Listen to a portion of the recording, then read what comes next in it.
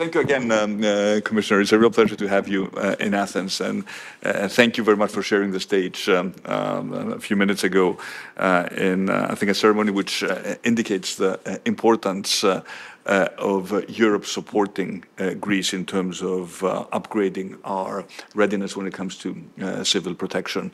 This has been a very important priority for the government and for me personally. The country has been traumatized in the past by natural disasters, which resulted in the completely unnecessary loss of human life. And since 2019, the strengthening of our civil protection and our preparedness mechanism has been a top priority for our government. We now have, as you know, a competent ministry and a minister in charge of this portfolio. But as a country which is very much affected by the climate crisis, we feel that this is a necessary investment. And of course, I commend also your initiatives and the fact that we are part of a European family, not just in terms of money, that is important, but also in terms of thinking along the same lines, understanding that we need to pool and share resources.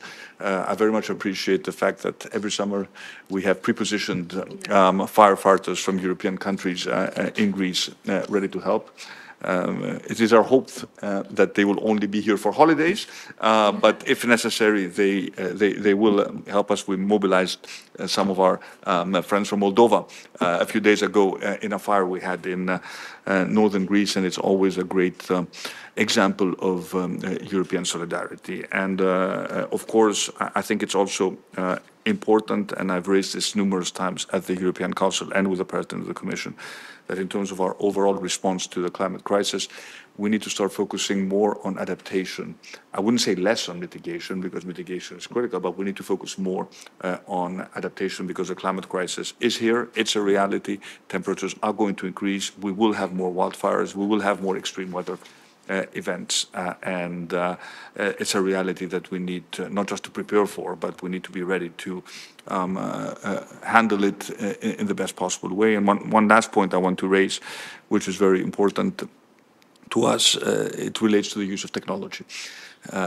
In our case, our drone surveillance system has been absolutely critical in terms of identifying wildfires very early, which makes early intervention easier and faster, and that makes all the difference in the world, but also in terms of how we use technology, artificial intelligence, in terms of predicting weather patterns. This is critical, predicting the behavior of wildfires, using satellite and data imagery. The Copernicus system is a product and a service we should be very proud of as Europeans. So technology, especially when it comes to micro forecasting of weather events, this could be a European platform, and it should be a European project, because especially in instances such as floods, it can make all the difference in the world. So thank you again. Prime Minister, for your warm welcome. And indeed, I just arrived yesterday in Greece, and I'm very impressed of what I've seen. I visited your Center of Emergency. I met even members that were posted in Brussels in all ERCC, all centers of emergencies. And so, as you mentioned very rightly, we are all in the same world. We live in the same planet. We are confronted with the same threats, and this landscape of risk is only dramatically evolving. So we need to address it. We need to be prepared for that, and that's why we launched these preparedness strategies on the 26th of March. And 2 days ago, we adopted a very ambitious MFF, which is a budget. Yes, we got much, because we need to tackle, we need to develop, as you rightly said, technologies. We need to invest on research and development. So it's important to be prepared to avoid maybe the next pandemic.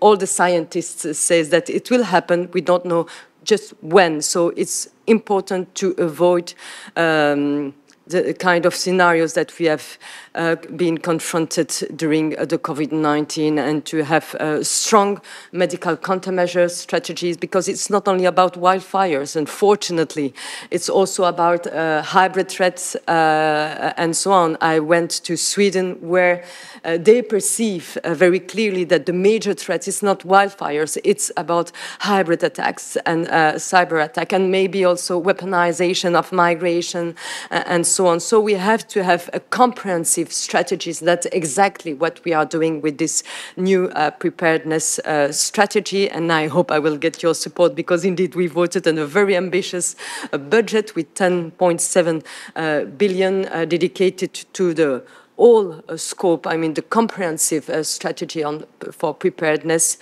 And so it's important then to have the support of Council. And so we are going to talk about that, how we can adapt also our civil protection rules to respond better to complex crises with the cascading effect, because we know that when it started, for instance, with wildfires, then it can also develop other threats like sanitation, floods sometimes as well. I've heard, we discovered yesterday that sometimes we had at the same time in different parts of the countries floods and dramatic wildfires.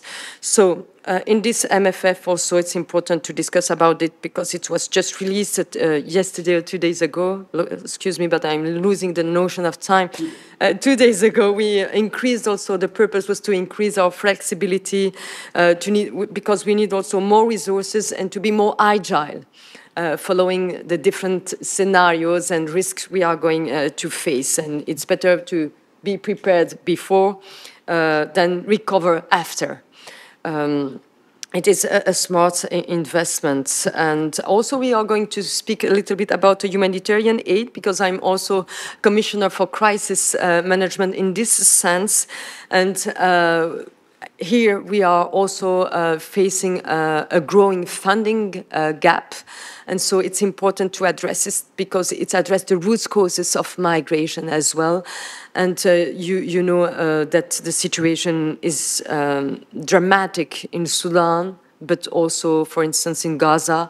And we just reached an agreement that we present under the Council of Foreign Affairs. I briefed the ministers on the state of play of the agreement with Israel on humanitarian access.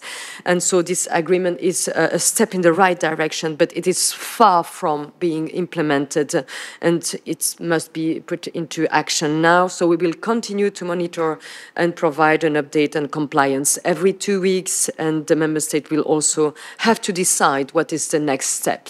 And finally, on equality, it's important also to develop equality, gender equality. We have also increased the budget there with a new fund, which is called Agora Fund, to increase, our competitiveness, because at a certain point, gender equality is also a question of competitiveness, to take all the skills we have in our society and essentially half of our humanity on board. Thank you very much.